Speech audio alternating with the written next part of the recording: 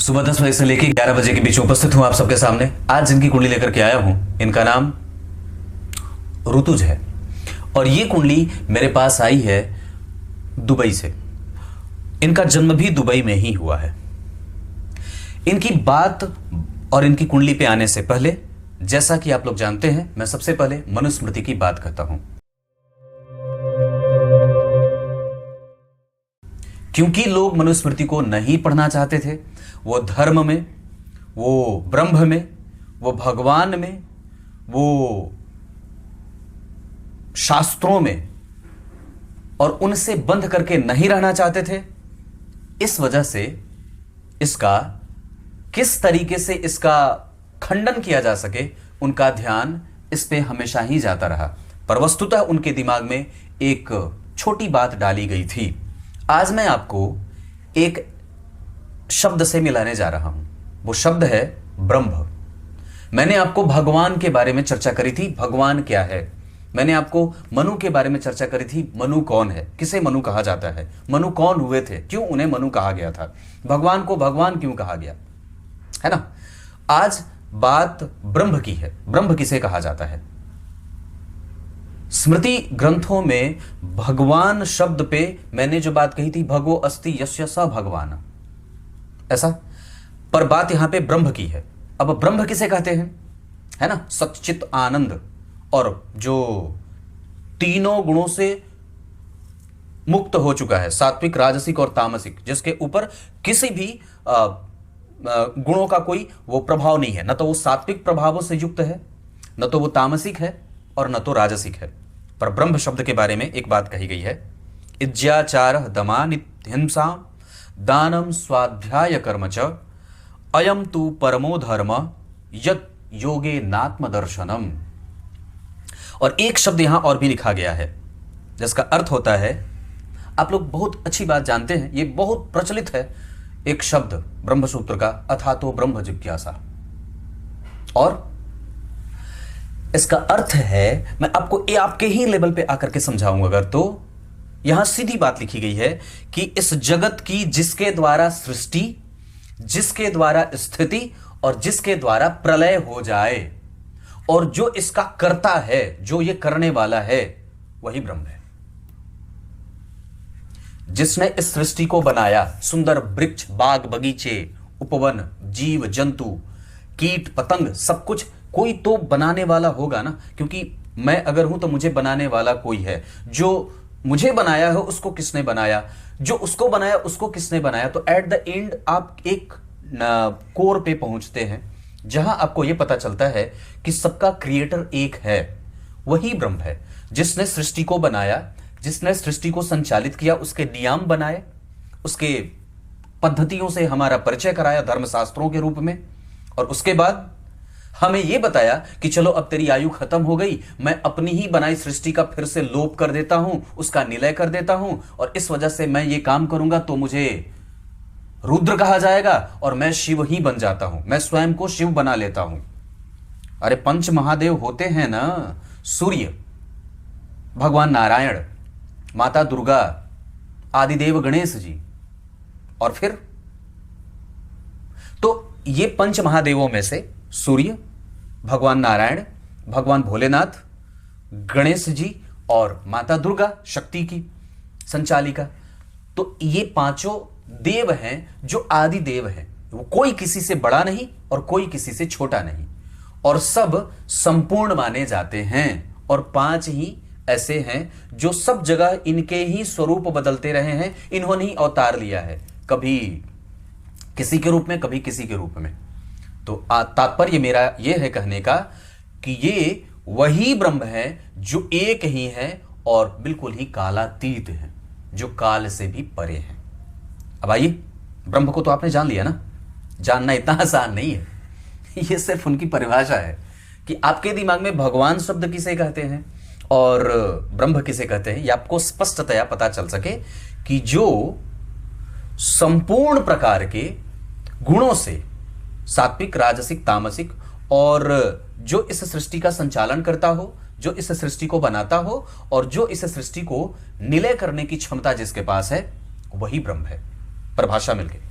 अब आपको मैं मीन लग्न की कुंडली पे लेके आता हूं। आजकल मीन लग्न की कुंडलियां ज्यादा आ रही हैं, कल भी शायद मीन लग्न की ही कुंडली थी, पर इसके बारे में आप रुक के रहिएगा। मैं मीन लग्न के लोगों का प्रभाव बताऊंगा और उनका बताऊंगा कि वो कैसे होते हैं। शुरू करते हैं आज का कार्यक्रम। मीन लग्न की कुंडली जब कभी सामने हो तो सबसे पहले मीन लग्न वालों के प्रभाव और उनके व्यक्तित्व को समझने की बारी आती है। ये अव्यवस्थित होते हैं, अध्यात्म और चिंतन में इनका मन लगा रहता है, सबके साथ खुश रह के अपना जीवन बिताना चाहते हैं, इनके पास विलक्षणता होती है, ये दार्शनिक होते हैं, इनका झगड़ा किसी से नहीं होता, सभी बातों में अगर कोई कमजोरी दिख जाए तो वो अपने आप को दोषी मान लेते हैं और कभी भी जिद नहीं करते। वस्तुतः ये बिल्कुल ही राशि की अंतिम राशि है, मतलब राशि चक्र की ये अंतिम राशि है। मेष राशि यहां से शुरू होती है और ये 12वें भाव पे आकर के मीन राशि खत्म हो जाती है, जहां व्यक्ति कई बार स्वयं को एक ऐसे दर्शन में ले जाकर के स्थापित कर लेता है जहां किसी से कोई इनका कंपटीशन नहीं होता। या फिर आप इसे ऐसा भी कह सकते हैं कि व्यक्ति बहुत ही ज्यादा सुचारू रूप से और व्यवस्थित है, पर कई बार ये अव्यवस्थित भी होंगे। कारण क्योंकि ये भटकने वाली राशि है, द्विस्वाभाविक राशि होने से इनको किसी के द्वारा कुछ भी मिले इन्हें अच्छा नहीं लगता जब तक कि स्वयं के मेहनत के बल पे ये इकट्ठा ना करें। ये सुमधुर बोलते हैं, दाम्पत्य को बहुत अच्छे तरीके से निभा देते हैं, ये धन को और धन के पीछे भटकने वाले नहीं होते, भागने वाले नहीं होते। इनके लिए संबंध बड़ा मायने रखता है, पैसा मायने रखता है पर संबंध ज्यादा मायने रखता है। दूसरे नंबर पे एक बात और भी आती है कि ये विलक्षण होते हैं और ताड़ने वाले नहीं होते। ये कोई भी बात ऐसे दिखावे के लिए नहीं करते, हमेशा ही वैज्ञानिक धरातल पर रह करके काम करते हैं। प्रसिद्ध होना चाहते हैं पर किसी के भी क्या बोलते हैं उसको, कि कुछ चीज खो करके या किसी चीज का नुकसान करा करके इन्हें प्रसिद्ध होने की कोई आवश्यकता नहीं होती। या एक तरीके से ये एक ऐसी कुंडली है जो हमेशा ही सतह पे रह करके सोचने का काम करती है, मतलब अपने वास्तविक लक्ष्य को पहचानना, जीवन के वास्तविक मर्म को समझना, सबको खुश रख के कैसे सबको संतुलित करना है इसमें विश्वास करना। कोई बहुत ज्यादा भागा दौड़ी नहीं है, जीवन सुरम्य और स्थिरता के साथ बढ़ते जाता है। वस्तुतः इसके अधिपति देवगुरु बृहस्पति हैं, जो राशि चक्र की अंतिम राशि होने के कारण मोक्ष की गति में लगा रहता है। ईश्वर में लीन, ईश्वर को समझना, उसके उपदेशों को सुनना, उनका स्मरण करते रहना, उनके मंत्रों का जप करते रहना, इस राशि चक्र की अंतिम राशि का एक सर्वांगीण गुण होता है जो मीन लग्न के लोगों को कई बार अगर नहीं मिलते दिखे तो उन्हें दुखी करने लगता है। मैंने बात कही थी कविता में, एक कार्यक्रम में, मीन लग्न के नर होत सदा दुखी। मीन लग्न के नर दुखी होते हैं, ऐसा इसका मतलब नहीं है कि उनके जीवन में किसी खास चीज का अभाव रहता है, नहीं। उनका कंपटीशन किसी से नहीं है, वो किसी भी प्रतियोगिता में नहीं है, उनका भाव कभी भी किसी से लेने देने का या फिर छीन झपट करके अपना बना लेने का नहीं होता है। इससे बड़ी बात और इससे बड़ा दर्शन और क्या हो सकता है जो सबको पूजनीय माने, माता पिता की सेवा करे, पिता के साथ संबंध विकसित करे, सबके साथ सुसुरसा का भाव रखे, ज्ञान को आगे रखता है, धन को थोड़ा पीछे रखता है और भाव हमेशा सेवा का रखता है। ये मीन लग्न वालों का प्रभाव है। अब यहां पे मैं आपको बता दूं, मीन लग्न की कुंडली बनी है और जो लग्न बना है वो 29 डिग्री का बना है। 29 डिग्री रेवती नक्षत्र, 29 डिग्री 46 कला रेवती नक्षत्र का चौथा चरण है। इसके अधिपति गुरु बनेंगे और इस कुंडली के लिए लग्नेश भी गुरु ही बनते हैं। और एक बात और बता दूं तो इनकी कुंडली में जो गुरु का प्रभाव है वो मित्र के साथ, मित्र की राशि में व्यक्ति कई जगह से धन कमाने की कोशिश करेगा, एक के बाद एक लगातार सफलता के झंडे भी गाड़ेगा, पर आरंभ में उसका जीवन थोड़ा कष्ट में होता है। युवावस्था के बाद वृद्धावस्था तक आते आते, मेरे लैपटॉप की बैटरी खत्म, अब मैं इसे कर देता हूं बंद। तो वृद्धावस्था तक आते आते ये जो स्थिति बनती है वो जातक को बहुत ज्यादा सुखी और श्रेष्ठ बना देती है। एक बात और भी बनने में आती है, इनकी कुंडली में भाग्य भाव के अधिपति गुरु मंगल और पंचम भाव के अधिपति चंद्रमा, यानी कि इस कुंडली में अगर दो ऐसी राशियां बनेंगी जो कर्क राशि और वृश्चिक राशि और इसके अतिरिक्त मकर राशि, आपको लाभ दे सकती है, पर बच के रहना चाहिए मेष से, सिंह से और धनु से। दिशा आपके लिए उत्तर बहुत अच्छा रहेगा और इस कुंडली के आधार पे बुध का व्यापार भाव, एकादशवें भाव के अधिपति शनि चतुर्थ में, और लग्न पे देख रहे हैं। इस वजह से जब ऐसे बात बने कि लाभ भाव के अधिपति चतुर्थ में बैठे, ये महाभाग्यशाली योग बन गया। और यहां से बैठ करके इन्होंने तीसरी दृष्टि से सूर्य शुक्र को देखा है और गुरु को भी देखा है जो चंद्रमा के साथ है। यहां इतने सारे ग्रह बैठे, स्वग्रही सूर्य इस भाव में आने वाली तमाम प्रकार की समस्याओं का निर्मूलन कर देगा और खत्म कर देना उसका काम होगा। लग्न के साथ साथ छठवें भाव के अधिपति का एक साथ बैठना व्यक्ति को प्रतियोगी और अपनी आत्मा पे विश्वास करके उसका मन निश्चित रूप से बड़ा ही बेहतर होता है। एक काम को 3 बार में सफल करने का योग कई बार लग जाता है, एक बार में कोई काम ना हो। यहां सूर्य और चंद्रमा एक साथ बैठ रहे हैं, इस वजह से व्यक्ति को किसी को भी देने से बचना चाहिए, किसी के साथ भी सुरक्षात्मक भाव रखना चाहिए। कभी भी किसी भी तरीके से आप आसानी से किसी रिस्क में नहीं जा सकते। एकादशवें भाव के अधिपति का चतुर्थ में बैठना संपूर्ण योग बनाएगा। धन भाव के अधिपति का जन्म कुंडली में 12वें जाना, गुरु चंद्रमा सूर्य शुक्र का प्रभाव, इस वजह से जातक सारथी की भांति हमेशा ही समस्याओं से घिरा होने के बावजूद भी अपनी स्थिति अपने लक्ष्य तक पहुंचा ही लेता है। सारथी जो होता है, जैसे महाभारत में भगवान ने अपने आप को अर्जुन का सारथी बनाया था। पर आप लोगों को एक बड़ी अद्भुत बात बताऊं कि सारथी जो होता है उसको जो उसका रथी होता है, जो रथ पे बैठा है, वो रथी उस सारथी को हमेशा अपने घुटनों से और अपने पैरों से मारता रहता है और दिशा बताते रहता है, इधर चलो इधर चलो। वो पैरों से, क्योंकि उसके दोनों हाथ तो तीर धनुष में रहते हैं। तो सोच के देखिए कि भगवान श्री कृष्ण ने अपने आप को कितनी बार अपने भक्त से उसके ही युद्ध को जिताने के लिए कितनी बार लात खाई है। रथी उसको हमेशा ही पैर से ठोकर मारता है, वो भी उसके माथे पे मारता है, इधर घूमो इधर घूमो। तो ये बात होती है। तो ठीक उसी तरीके से यहां लग्न का अधिपति छठे बैठा है और मित्र के साथ, मित्र की राशि में, जहां व्यक्ति अनुभवी होगा और तत्व को समझने वाला होगा, सार गर्भित बोलने वाला होगा, विलक्षण होता है।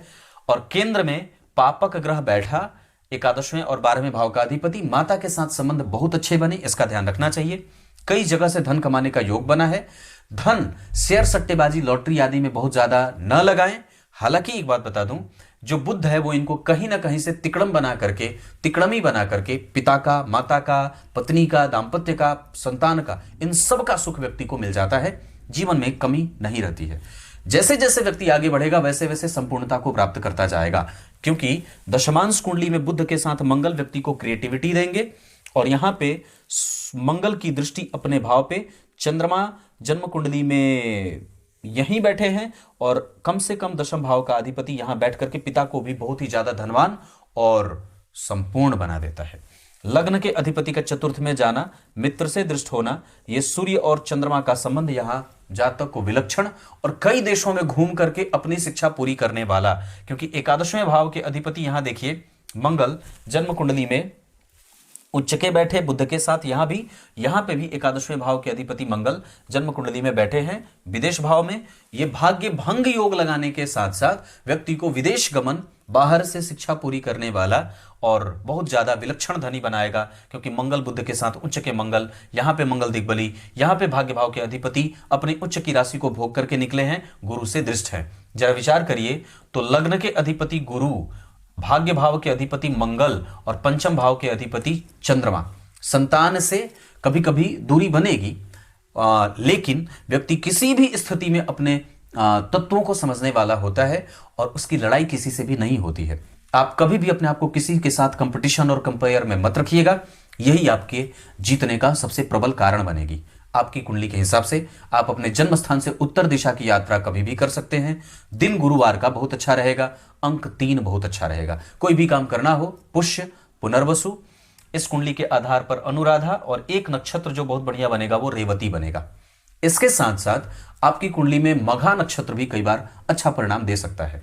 एक बात और बताता हूं, आपकी कुंडली में गुरु की दशा, आपकी कुंडली में बुध की दशा, आपकी कुंडली में सूर्य, चंद्रमा और शुक्र की दशा अच्छी रहेगी। वैसे इस कुंडली के लिए शुक्र बहुत अच्छे नहीं होते, आपकी समस्या कई बार वो बढ़ाने में ज्यादा आपका ध्यान खींचेंगे।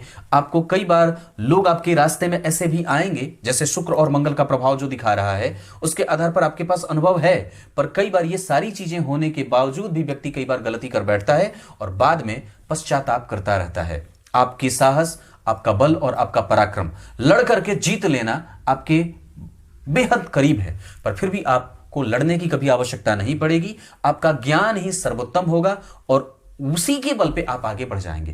कारण है क्योंकि गुरु ने मंगल को देखा है, लग्न के अधिपति को भाग्य भाव के अधिपति मंगल ने देखा है। यह कन्विंसिंग कैपेसिटी बहुत मजबूत बनाने के साथ साथ व्यक्ति को बहुत ही ज्यादा पौराणिक और सिद्ध बना देती है। इस कुंडली में गुरु की दशा, मंगल की दशा, बुध की दशा और साथ ही साथ सूर्य की दशा। सूर्य आपको साहसी, निर्बल नहीं बनने देंगे और साहसी बनाएंगे, निष्ठुर नहीं बनाएंगे, लेकिन हां व्यक्ति को कभी कभी जिद और अपने पेट को कमजोर करने वाली ऐसी स्थितियों में लेके जा रहे हैं। अपने भोजन पे नियंत्रण आवश्यक है। भोजन बहुत ज्यादा हेवी ना हो और बहुत ज्यादा बाजारू ना हो, इसका ध्यान रखना चाहिए। गुरु और सूर्य जन्म कुंडली में और शुक्र के साथ बैठ रहे हैं। ऐसी अवस्था में नेत्र की ज्योति कई बार कमजोर होती है और कई बार व्यक्ति अपने अनुभवों का संग्रहण करने के बाद भी अनुभव है पर उसका कोई विशेष लाभ कई बार नहीं प्राप्त कर पाता है। आपके जीवन में हमेशा ही आपके पिता निश्चित रूप से बहुत ही ज्यादा लाभकारी साबित होंगे। माता भी हैं, माता अनुशासित रह करके आपको आगे बढ़ाना चाहते हैं और पिता आपको आपके भविष्य में आने वाली प्रतियोगिताओं से आपका दर्शन कराना चाहते हैं। और ये अगर बात हो रही होगी तो आपको उन पे कभी भी टोकने की बारी नहीं होगी कि मैं जो कर रहा हूं वो बिल्कुल अच्छा कर रहा हूं, क्योंकि आपकी कुंडली के हिसाब से आप अपने पिता के साथ भी काम कर सकते हैं, पिता का बिजनेस उठा सकते हैं। जो काम पिता करते आए हैं आप वो कार्य भी कर सकते हैं।